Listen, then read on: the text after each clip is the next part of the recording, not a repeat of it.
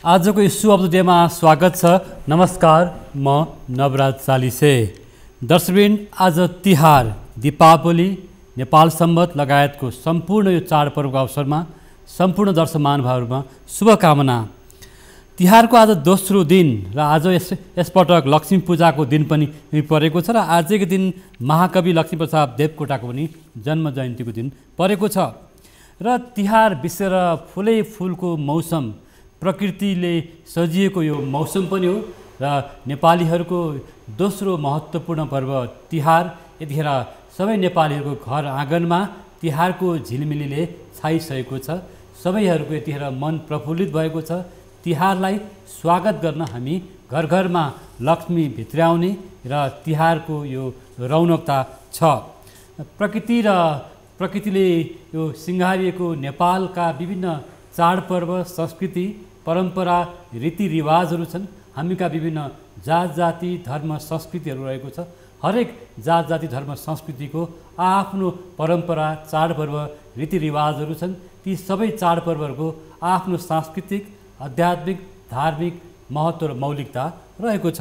तिहार अझ विशेष सबैको मन रमाइलो हुने पर्व पनि हो तिहार। र आज साँझ ऐश्वर्य, धनधान्य र सम्पन्नताको देवी लक्ष्मीको पूजा आराधना गरिँदै श्रद्धा भक्तिपूर्वक लक्ष्मीको पूजा आराधना गर्ने तयारी भइरहेको छ। घर घरमा घरहरू सफा सुग्घर लिपपोत गरिएको घरमा मात्र लक्ष्मीले बास गर्छिन् भन्ने मान्यता छ। यसै आधारमा आज बिहानदेखि घरहरू सफा सुग्घर र गाईको गोबर र रातो माटो लिपपोत गर्ने र दीपावली गरेर लक्ष्मीलाई आमन्त्रण गरिन्छ। र तिहार विशेषको यो अवसर पनि छ।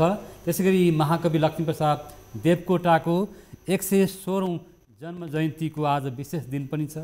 स्वदेश तथा विदेशमा रहनुभएका सम्पूर्ण नेपालीहरू र साहित्य कर्मीहरूले आजको यो विशेष दिन लक्ष्मीप्रसाद देवकोटा जयन्ती मनाइरहनु भएको छ। र महाकवि देवकोटाको जन्म विक्रम सम्वत 1966 लक्ष्मी पूजाको दिन काठमाडौँको दिल्ली बजारमा भएको थियो। आज हामी साहित्यकार, कवि, त्यसै गरी साझा प्रकाशनका पूर्व महाप्रबन्धक साहित्यकार प्रहलाद पोखरेलसँग कुराकानी गर्नेछौँ। यहाँलाई स्वागत छ। नमस्कार। धेरै धेरै धन्यवाद चालिसेज्यू। यहाँ विशेष गरेर कवि साहित्य कर्मकोमा यहाँले लामो समय बिताइसक्नु भएको छ र साहित्य एउटा भनौँ न साहित्य कर्मीको रूपमा पनि आजको दिन विशेष हो। यहाँ आफै पनि साहित्य धर्मी पनि हुनुहुन्छ र यसै क्रममा आज महाकवि लक्ष्मीप्रसाद देवकोटाको दिन एउटा विशेष दिन पनि छ। आजको सबभन्दा अगाडि चाहिँ देवकोटा जन्म जयन्तीको अवसरमा देवकोटाले नेपाली साहित्य भण्डारमा ठुलो गुण कृति छाडेर जानुभएको छ। यो अवसर पनि छ। यस अवसरमा देवकोटाका कवि महाकवि देवकोटाको कविताको उच्चारणबाटै म यो कार्यक्रम सुरुवात गर्न यहाँलाई अनुरोध गर्दछु। हजुर, धेरै धेरै धन्यवाद। महाकवि लक्ष्मीप्रसाद देवकोटा नेपाली साहित्यमा यस्ता अमर व्यक्तित्वका रूपमा हुनुहुन्छ, आशु कवित्व क्षमता भएका व्यक्तित्व, जसले 3 महिनामा शाकुन्तल महाकाव्य लेखिसक्नुभयो, 10 दिनमा सुलोचना महाकाव्य लेख्नुभयो र 1 दिनमा एउटा काव्य नै लेख्नुभयो भन्ने किसिमका कुराहरू छन्। त्यो आशु कवित्व क्षमता भएका व्यक्तित्व, अद्भुत कल्पना शक्ति भएका व्यक्तित्व उहाँ हुनुहुन्थ्यो र उहाँलाई सारस्वत प्रतिभा सम्पन्न कवि भनेर पनि भनिन्छ।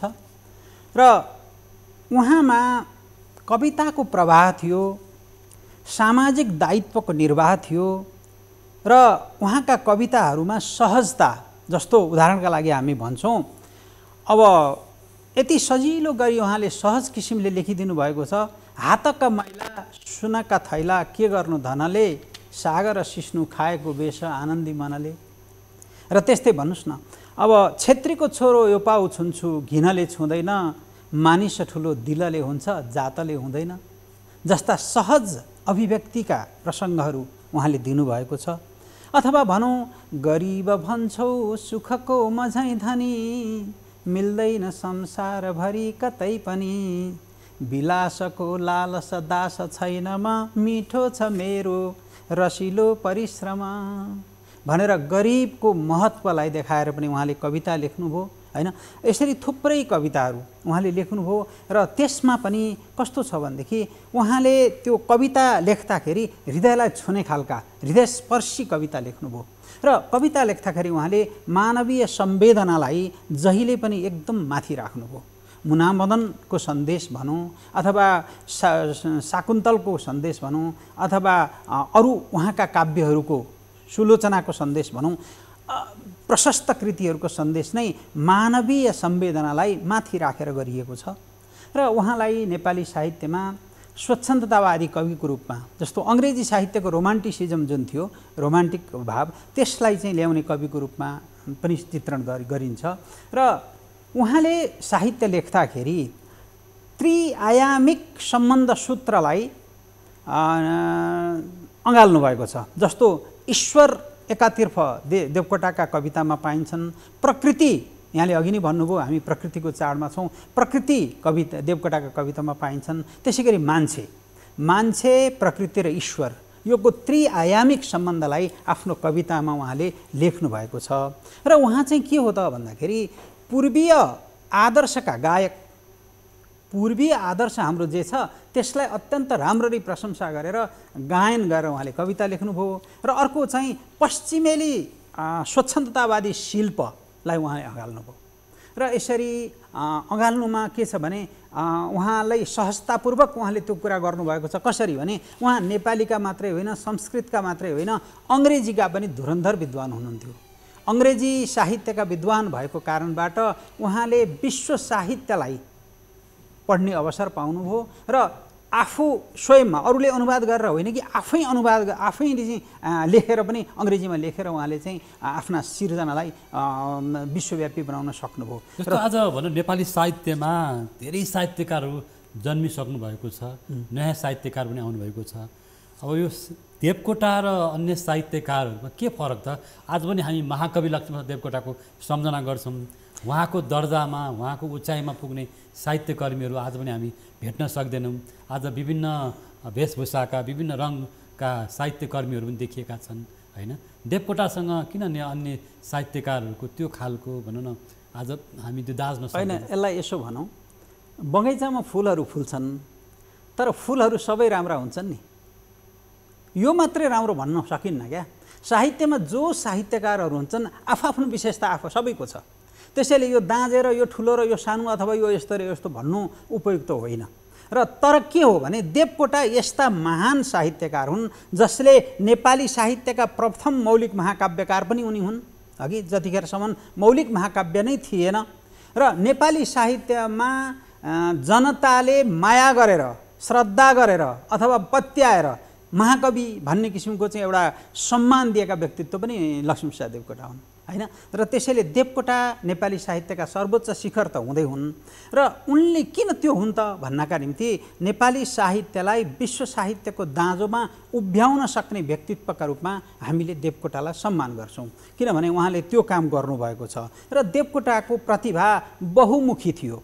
जस्तो कसैले साहित्य लेख्दाखेरि कसैले कविता लेख्छ, कसैले कथा लेख्छ, कसैले उपन्यास लेख्छ होइन, कसैले निबन्ध लेख्छ, कसैले विभिन्न किसिमका कुरा नाटक लेख्लान्, विभिन्न किसिमका विधाहरूमा कलम चलाउँछ नि। तर देवकोटा यस्ता व्यक्तित्व हुन् जसले हरेक विधामा कलम चलाएका छन्। कथामा कलम चलाएका छन्, उपन्यासमा कलम चलाएका छन्, नाटकमा कलम चलाएका छन्, समीक्षामा पनि कलम चलाएका छन्। तर देवकोटाले लेखेका विधाहरूमध्ये सबभन्दा सफल विधा चाहिँ कविता र निबन्ध हुन्। र कवितामा पनि उहाँले पद्य संरचनाको कविता पनि लेख्नुभयो र गद्य संरचनाको कविता पनि लेख्नुभयो। नेपाली साहित्यमा गोपाल प्रसाद रिमालले सुरु गरेको गद्यमा कविता लेख्ने परम्परा जुन हुन्छ नि, त्यो परम्परालाई देवकोटा र समले पनि अत्यन्त राम्ररी त्यसमा कलम चलाउनु भयो। समले पनि गद्य कविता लेख्नु भएको छ, देवकोटाले पनि गद्य कविता लेख्नु भएको छ। र यसैले गद्य संरचनामा पनि र पद्य छन्दोबद्ध रचनामा पनि देवकोटाको प्रतिभा अद्वितीय रहेको कारणबाट देवकोटा बहुमुखी प्रतिभा सम्पन्न व्यक्तित्व हुनुहुन्थ्यो होइन। जस्तो देवकोटाको समकालीन साहित्यकारहरूको जुन यहाँले नाम लिँदै हुनुहुन्थ्यो, बालकृष्ण समूह, सिद्धिचरण श्रेष्ठ, लेखनाथ पौडेल लगायतका त्यस बेलाका साहित्यकार कविहरूको एउटा जुन खालको उचाइ थियो नि, आज हामी त्यो उचाइमा आजका नयाँ पुस्ताका साहित्यकारहरू पुग्न सक्नु भएन कि कसो? होइन, यसो छ, उचाइ भन्दाखेरि चाहिँ अहिले पनि नयाँ साहित्य सिर्जना भइरहेकै छ, अहिले पनि सबल साहित्य आइरहेकै छन्।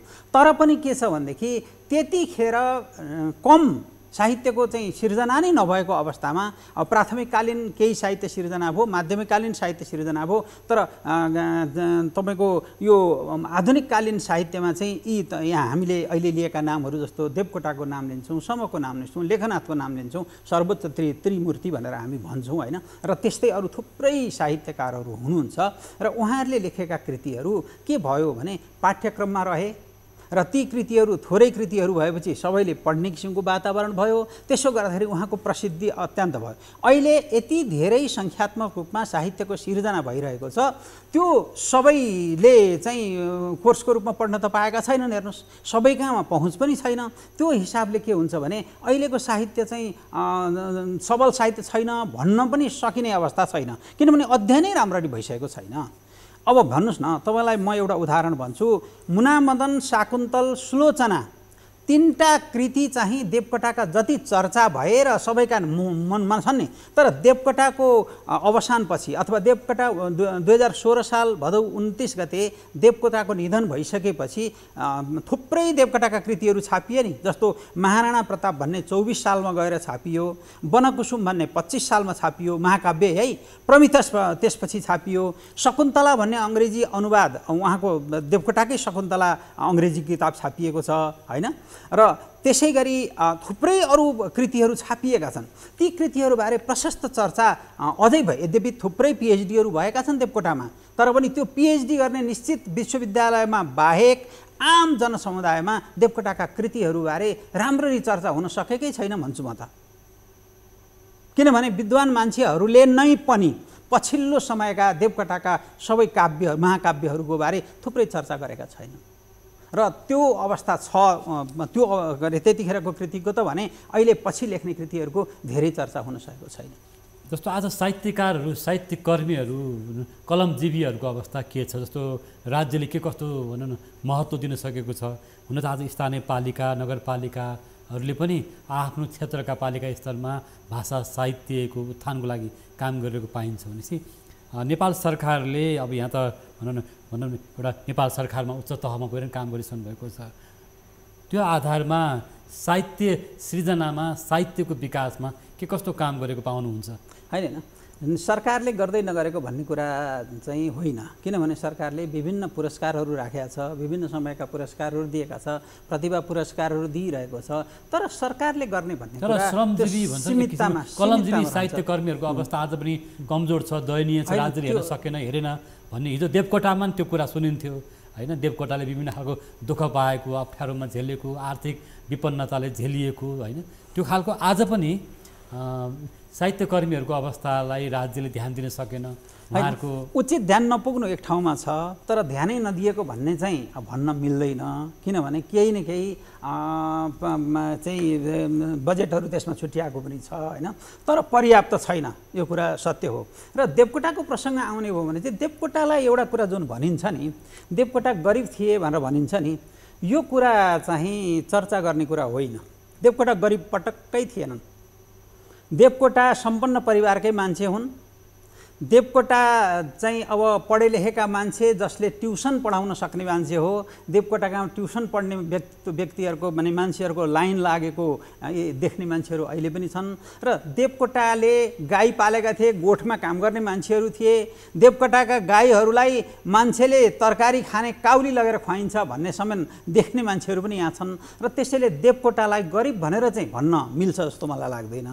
देवकोटा भनेको चाहिँ के हो भने व्यवस्थापन, आर्थिक व्यवस्थापन कविले कहाँ जान्दछ र? देवकोटाले आर्थिक व्यवस्थापन जानेका थिएनन्। देवकोटा उदार मनका मान्छे थिए र उदार मनका मान्छे हुँदाखेरि के हुन्छ भने पसलमा जान्थे, उधारो ल्याउँथे, ल है लेख्नुहोस् है भन्थे। पसलमा अन्तिममा गएर तलब आइसकेपछि अथवा पैसा भइसकेपछि लगेर तिर्थे। तिर्दाखेरि पसलेले जति भन्यो त्यति तिर्थे देवकोटाले। किन यो यसो उसो उनले कहिल्यै पनि प्रश्न गरेनन् होइन। र यसैले आर्थिक व्यवस्थापन देवकोटाको राम्रो थिएन, यस्ता प्रसङ्ग हो। तर देवकोटा गरिब थिए भनेर चाहिँ हामीले यो दोहोऱ्याउनु हुँदैन भन्छु म। देवकोटाको एउटा विशेषता त के छ? तर यस्तो गरे विशेषता, देवकोटाको विशेषता त साहित्यमा कति ठुलो छ नि। देवकोटाले त नेपाली साहित्यलाई विश्व साहित्यको दाँजोमा लगे मैले भने नि, हो त्यो विशेषता छ। अब एउटा उदाहरण तपाईँलाई देवकोटाको संरचना, साहित्य शिल्पबारे अलिकति कुरा गरौँ है। देवकोटाले लेखेको 2024 सालमा छापिएको महाराणा प्रताप भन्ने एक दुईवटा उदाहरण भन्छु तपाईँलाई म। महाराणा प्रताप भन्ने काव्यभित्र देवकोटाले लेखेका शब्दहरू हेर्नुहोस् है।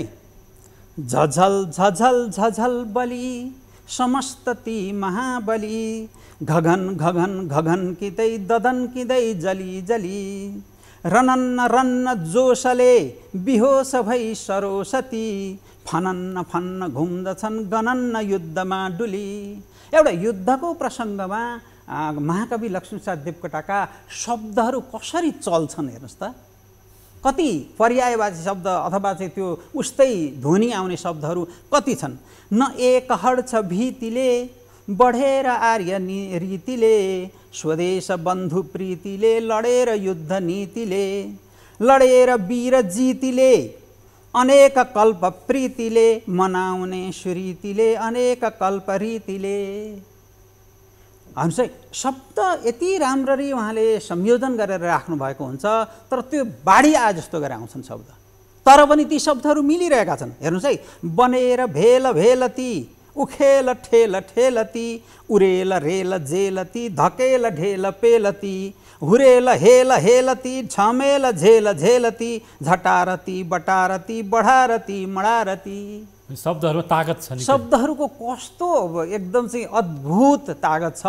त्यो त्यस किसिमले लेख्न सक्ने व्यक्तित्व हैन, नेपाली साहित्यलाई एकदम माथि लग्ने व्यक्तित्व। जस्तो भन्नुस् न, अब यो कवितामा मात्र होइन, जस्तो देवकोटा भनेको कविताका शिखर व्यक्तित्व हुन् र त्यसैगरी देवकोटा निबन्धका पनि शिखर व्यक्तित्व हुन्। र देवकोटाको लक्ष्मी निबन्ध सङ्ग्रह अथवा दाडिमको रुख नेर भन्ने दुईटा चाहिँ निबन्धात्मक कृतिहरू जुन आएका छन्, त्यसमा लक्ष्मी निबन्ध सङ्ग्रहमा सङ्ग्रहित जुन निबन्धहरू छन्, ती निबन्ध एउटा मानक निबन्धका रूपमा नेपालीमा छन्। भन्नुहोस् न, शिक्षा भन्ने एउटा निबन्धमा देवकोटा के भन्छन् भने, शिक्षा म त्यसलाई भन्छु जसले मानिसलाई पूर्ण मानिस बनाउँछ। एउटै वाक्यले हेर्नुहोस् त शिक्षाको कति ठुलो परिभाषा दिएको छ। त्यस्तो क्षमता भएका व्यक्तित्व हुन् देवकोटा। र देवकोटाले नेपाली साहित्यलाई यति माथि लगे, त्यसको वर्णन गरे त साध्य नै छैन हैन।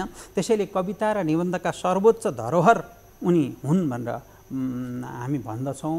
र अब अलिकति एउटा चर्चा गरौँ। जस्तो यहाँले जुन नेपाल एकाडेमीको रूपमा पनि राजनीतिमा जुन यहाँले जुन साहित्य मतलब सदन नेपालको नि महासचिव हुनुहुन्छ, जहाँ चाहिँ अहिले एउटा दोस्रो साहित्य एउटा प्राज्ञ भनौँ न, एउटा प्रतिष्ठान नेपाल प्रतिष्ठानको अवधारणा पनि ल्याउनु भएको छ तपाईँहरूले, जुन महासचिव पनि हुनुहुन्छ।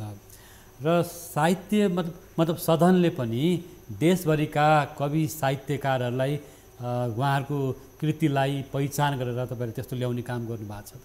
होइन, यसो छ, साहित्य सदन नेपाल भन्ने जुन संस्था छ, त्यो संस्था चाहिँ 43 सालदेखि गठन भएर निजी स्तरमा सञ्चालन रहेको संस्था हो। त्यो संस्थाको सचिवको रूपमा मैले अहिले काम गरिरहेको छु।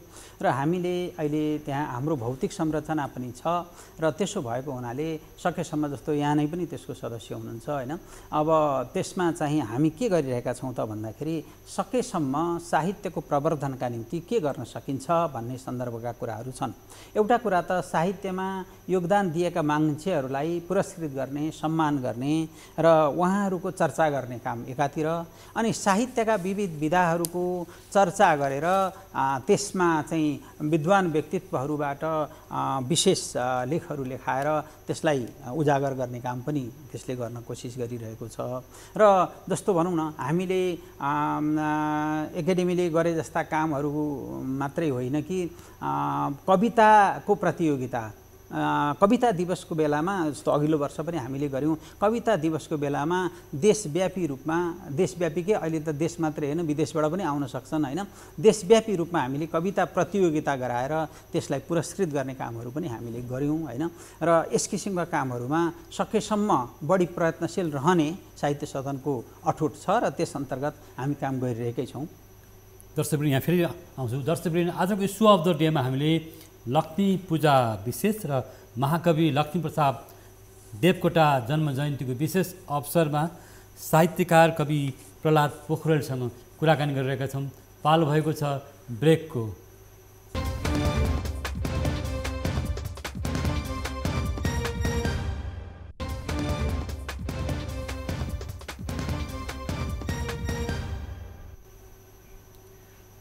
ब्रेकपछि यहाँलाई फेरि पनि स्वागत छ। यहाँलाई स्वागत छ। यहाँ त विशेष गरेर लक्ष्मीप्रसाद देवकोटाको विषयमा कलम चलाउनु भएको छ, कविता लेख्नु भएको छ होइन। यो तिहारको बेला पनि छ। विशेष गरेर यो लक्ष्मीप्रसाद देवकोटाको जन्मजयन्ती परिरहेको छ, तिहार पनि यसैसँग आइरहेको हुन्छ। यो विशेष माहौल साहित्य क्षेत्रमा पनि र संस्कृति अनि यो चाडपर्वको बेला पनि छ। अलिकति तिहारको पनि सम्झना दिन चाहन्छु। तिहार यस्तो पर्व हो जहाँ अब खेती कृषिका विभिन्न अन्न उपजहरू पनि बजारसम्म आउने, बिक्री हुने, किसानहरूको पनि जीवन एउटा भनौँ न आर्थिक जीवन चलायमान हुने, बजार पनि चलायमान हुने र यो सबै खालको अर्थतन्त्र पनि चलायमान हुने, लक्ष्मीको कारण यो देउसी भैलोको कारण गर्दा भनौँ अर्थतन्त्रमा पनि पैसा भनौँ नगद बाहिर निस्कने यो पर्व पनि हो। यो तिहार पर्वलाई तपाईँ एकजना साहित्य अनुरागीले कसरी सम्झनुहुन्छ? होइन, तिहार पर्व चाहिँ हाम्रो यस्तो एउटा साझा पर्व रहेछ। दसैँपछि, बडा दसैँपछि हाम्रो तिहार पर्व चाहिँ दोस्रो ठुलो चाड भनेर हामी मान्दछौँ। र तिहारको यस्तो समय रहेछ, यहाँले अघि सुरुमा पनि अलिकति सङ्केत गर्नुभयो, यस्तो आनन्दको समयको बेला यो शरद ऋतुमा पर्दो रहेछ कि गर्मीको ताप चाहिँ राप कम भइसकेको अवस्था र जाडोको चाहिँ त्यो कठोरता नआइसकेको अवस्था, गर्मी र जाडोको बीचको अवस्थामा यो हाम्रो तिहार पर्व पर्छ। र यो पर्व भनेको चाहिँ कसो आनन्दको पर्व पर्छ, किनभने हामीले अब लगाएको बालीहरू धान भित्राउने अवस्था हुन लागेको अवस्थामा तिहार आउँछ। र यो तिहार भनेको वास्तवमा अब हुन त तिहार भनेको उज्यालोको पर्व भन्छन्। र तिहारका सन्दर्भमा म एउटा अलिकति तिहारबारे लेखेको एउटा सानो कविता छ, मैले लेखेको कविता त्यो भन्छु र त्यसपछि तिहारका अरू कुरा गरौँला है। तिहार भन्ने शीर्षकमा एउटा कविता मैले लेखेको छु। प्रकाशको पर्व तिहार आओस्, आलोकको दीप शिखा जगाई, सर्वत्र उल्लास उमङ्ग छाओस्, दीपावलीले घर जगमगाई। सद्भावना फूल बनेर आओस्, आत्मीयता साथ तिहार सद्भावना फूल बनेर आओस्, मैलो हराओस् मन मुस्कुराई, आत्मीयता साथ तिहार आओस्, जीवन्त होस् जीवन जुर्मुराई। विद्वेषको बादल दूर भागोस्, टाढा नभागुन् स्वविवेक बुद्धि, प्रकाश बोकेर तिहार आओस्, साथै रहन् प्रेम र आत्मशुद्धि। सङ्कष्ट पारी शतचूर्ण चूर्ण, साँच्चै मनोरञ्जक होस् तिहार, लक्ष्मी उदाउन् धनधान्य पूर्ण, बोकी शरद सुन्दरता अपार। आदर्श आलोकित चित्त पारी, बनुन् सबै जीवन भाग्यमानी, चौतर्फ शोभा झलमल्ल झारी, फुलोस् फलोस् संस्कृतिको बिहानी। तिहार चाहिँ अब हाम्रा जे जति चाडहरू छन् ती सांस्कृतिक दृष्टिकोणले अत्यन्त महत्त्वपूर्ण चाडहरू छन्। कुनै न कुनै सांस्कृतिक पर्व, कुनै न कुनै सांस्कृतिक एउटा सन्दर्भ लिएर ती चाडहरू मनाइएका प्रसङ्ग छन् होइन। तिहारमा पनि त्यस किसिमका प्रसङ्गहरू हामी छन्छौँ। बलिराजाको प्रसङ्ग तिहारमा आउँछ, यमराजको कुरा आउँछ, यमुनाको कुरा आउँछ होइन। ती सांस्कृतिक जुन सन्दर्भहरू छन् ती सन्दर्भलाई लिएर हामीले हाम्रो जीवन, हाम्रो समाजलाई कसरी चाहिँ सौहार्दपूर्ण बनाउने त भन्ने सन्दर्भका प्रसङ्ग छन्। जस्तो हामी तिहार 5 दिन तिहार मनाउँछौँ। तिहारमा हामीले पशुहरूलाई होइन, प्राणीहरूलाई हामीले चाहिँ त्यसलाई चाहिँ राम्ररी हेरचाह गर्नुपर्छ भन्ने आशयका कुराहरू हामी चराहरूको प्रतिनिधिको रूपमा हामीले कागको पूजा गर्छौँ होइन। अरू प्राणीहरूको प्रतिनिधिको रूपमा गाईको पूजा गर्छौँ र गाईलाई लक्ष्मी पनि हामीले मान्छौँ। र पूजा गऱ्यौँ आज जस्तो भनौँ न हामीले आज कुकुरको पूजा गऱ्यौँ, जो चाहिँ स्वामी भक्त अथवा कुकुर भनेको रक्षाका निम्ति आफ्नो के अरे घरको व्यक्तित्वहरूलाई रक्षा गर्नको निम्ति उसले ठुलो भूमिका निर्वाह गर्छ भन्ने हिसाबमा त्यो प्रतीकात्मक रूपमा कुकुरको पूजा आज गऱ्यौँ र गाईको पूजा गर्छौँ। र साथसाथमा जस्तो किसानले बाली लगाउनको जुन मेहनत गर्छ होइन, हलो जोतेर जुन गसिन्छ नि, हली तिहार पनि हामी भन्छौँ नि होइन, त्यो वास्तवमा किसानको प्रतिनिधिको रूपमा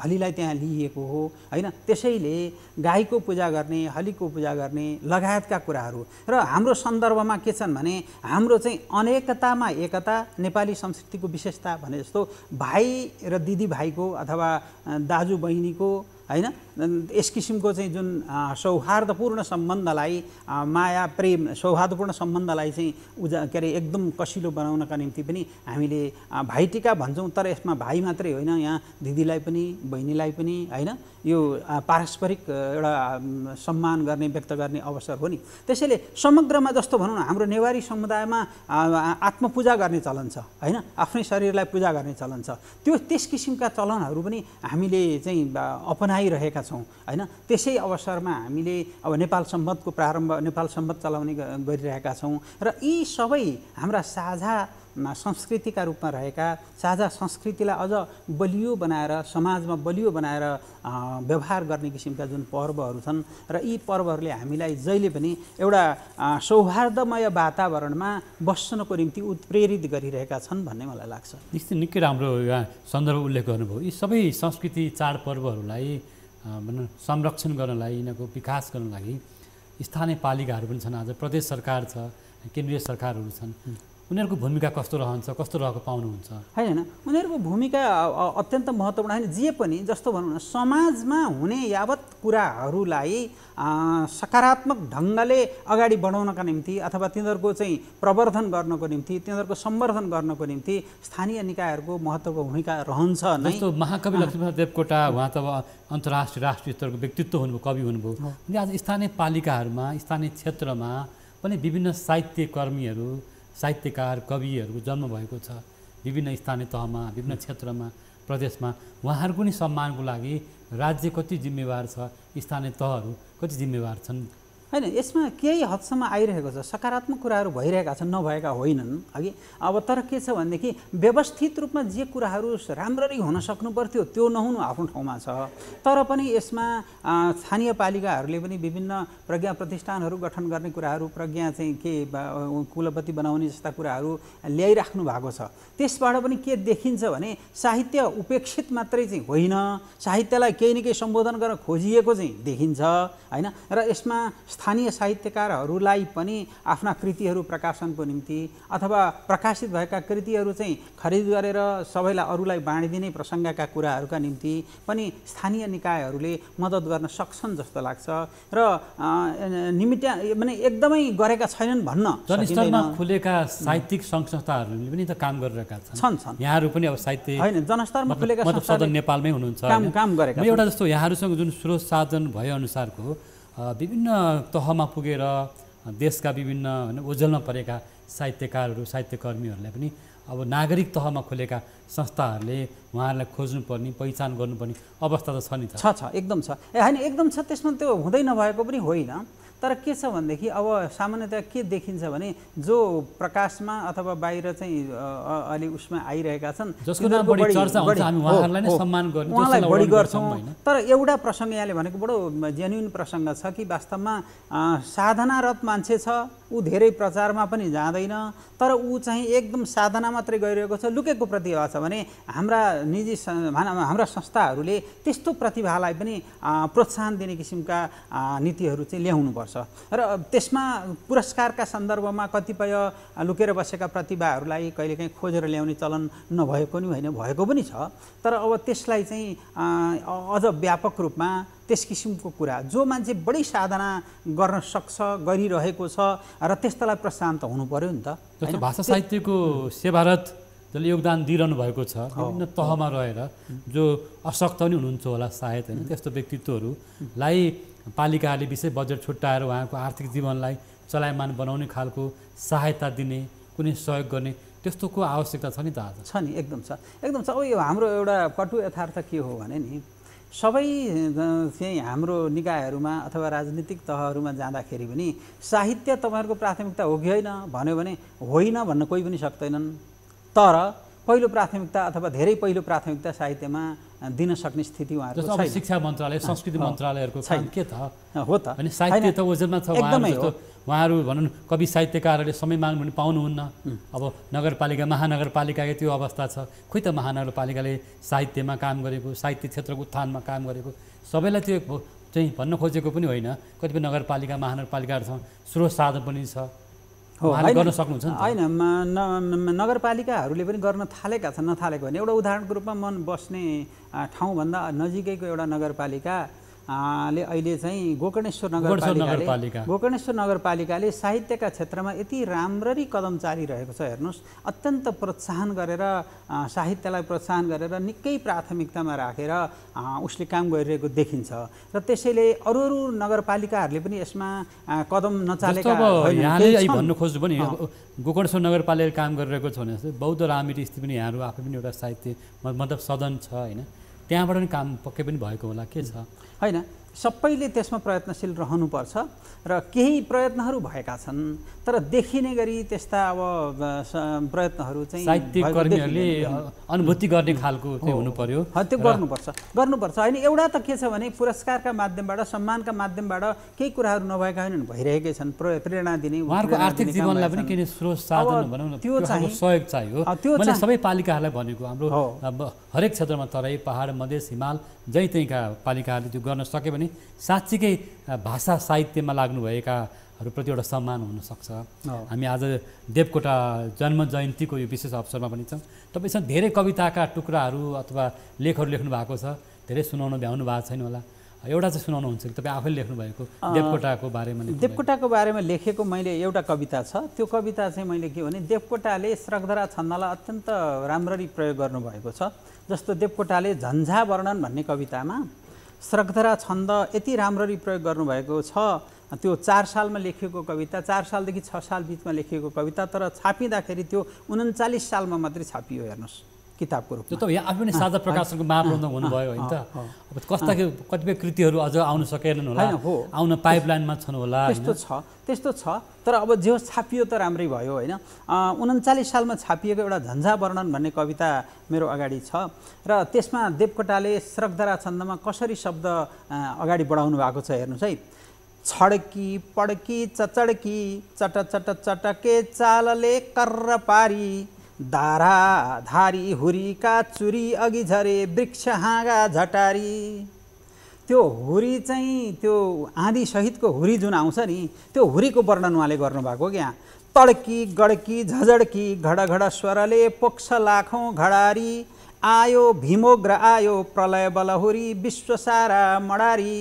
देवकोटाले यसरी यस किसिमले जुन लेख्नुहुन्थ्यो, मैले देवकोटालाई सम्झिँदाखेरि नेपाली साहित्यमा देवकोटाको स्थान के छ त भन्दाखेरि देवकोटा भनेको मेरो दृष्टिकोणमा देवकोटा नेपाली साहित्य रूपी बगैँचाका काव्यमाली हुन्।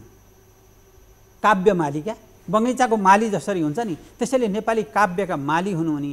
ती काव्यमालीलाई मैले यसरी सम्झिएको छु।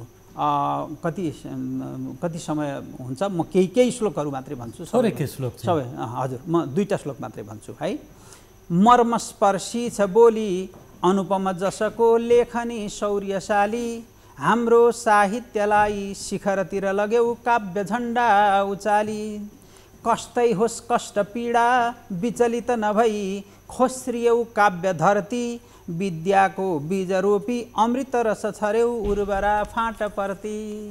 र देवकोटालाई हामी किन सम्झन्छौँ त भन्दाखेरि देवकोटाका जे जति कृतिहरू छन् ती कृतिहरूलाई हामी पाठ गर्छौँ, हामी त्यसको महत्त्व गान गर्छौँ, त्यसलाई अरूलाई बुझाउँछौँ होइन। दामी उत्कृष्ट नामी कृति अभिरुचिले गर्दछौँ काव्य पाठ रम्छौँ साहित्य गङ्गा अवतरित हुँदा देशका गर्भबाट। रच्थ्यौ राम्रा बगैँचा विविध विषयका ज्ञानका बीज हाली विद्वान साहित्य मूर्ति प्रखर कवि महान देशका काव्यमाली। देशका काव्यमाली भनेर लक्ष्मीप्रसाद देवकोटालाई मैले सम्मान गर्न खोजेको छु।